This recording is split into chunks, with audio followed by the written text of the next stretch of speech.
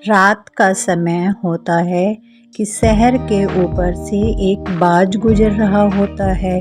उस बाज के चोंच में कुछ दाने छूट जाते हैं और वो नीचे ज़मीन पर गिर जाते हैं। सुबह के समय सभी लोग इकट्ठा होकर देखते हैं कि अरे यहाँ पर ये बीचों बीच पेड़ कैसे उगाया है। पहले तो कोई भी पेड़ नहीं था, एक रात में भला कोई पेड़ कैसे उगा सकता है।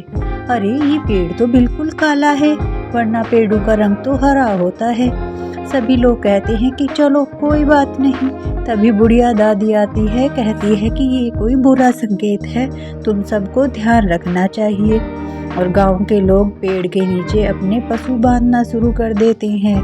पहले पशुओं के आगे से चारा गायब हो जाता है और फिर धीरे धीरे पशु ही गायब होने लगते हैं। गांव के सभी लोग इकट्ठे होते हैं और आपस में बातें करते हैं कि अब हमें इस पेड़ को सूझबूझ से ख़त्म करना चाहिए। और वो पेड़ दिन पर दिन फैलता जा रहा है, उसने घरों पर अपना कब्जा कर लिया है।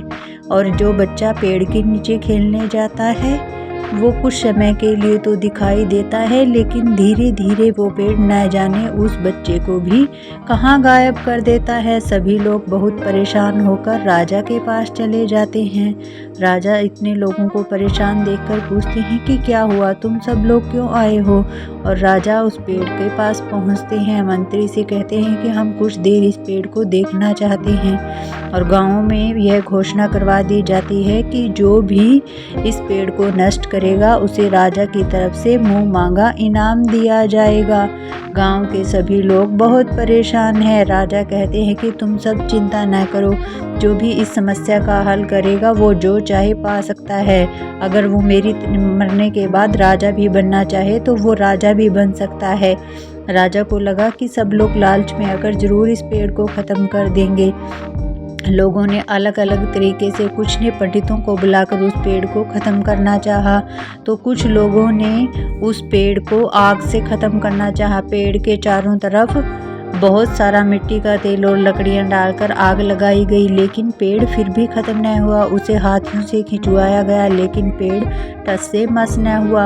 और वहाँ पर सुरेखा नाम की एक औरत रहती थी, उसने पेड़ को ज़ोर ज़ोर से पीटना शुरू किया, लेकिन उसका एक भी पत्ता नहीं गिरा। न जाने कैसे ढीठ सा पेड़ है।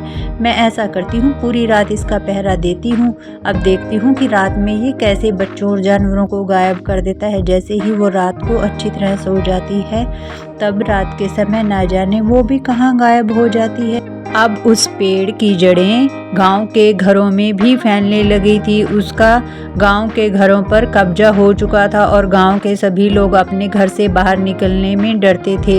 एक दिन सुरेश नाम का आदमी अपने घर के बाहर बैठा होता है। वो सोचता है कि ऐसा नहीं होना चाहिए, हमें इस पेड़ को ज़रूर ख़त्म करना चाहिए। वो अपने बड़े बेटे को एक साधु महात्मा के पास भेजता है। उसका बड़ा बेटा साधु महात्मा के पास जाता है और कहता है कि इस तरह एक पेड़ ने हमें परेशान कर दिया है, आप उसका हल बताएं। साधु महात्मा उससे कहते हैं कि तुम उस पेड़ के चारों तरफ नमक डलवा दो। और वो राजा के महल में जाता है और राजा से कहता है कि राजा जी, आप अपने सैनिकों को कहकर पेड़ के चारों ओर बहुत सारा नमक डलवा दें, वो पेड़ ख़त्म हो जाएगा। क्योंकि मेरे पास इतना नमक नहीं है कि मैं इतना नमक पेड़ के चारों ओर डलवा दूं। राजा पेड़ के चारों ओर नमक डलवा देता है। राजा के सैनिक वहीं पर पहरा देने लग जाते हैं और वो देखते हैं कि धीरे धीरे पेड़ का आकार छोटा होता जा रहा है। और अगले दिन सुबह ही वो देखते हैं कि पेड़ बहुत ज़्यादा छोटा होकर एक पौधा बन गया है। राजा अपने मंत्री को अपने पास बुलाते हैं और उससे कहते हैं कि जिस आदमी ने इस समस्या का हल किया है उसे इनाम मिलना चाहिए।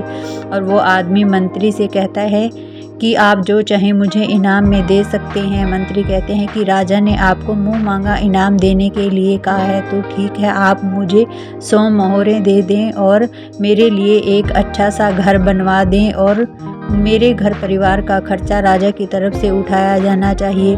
राजा और उसके मंत्री उसका पूरा ध्यान रखते हैं और गांव में उसकी पूरी प्रशंसा होती है। इस तरह उनकी समस्या का समाधान हो जाता है।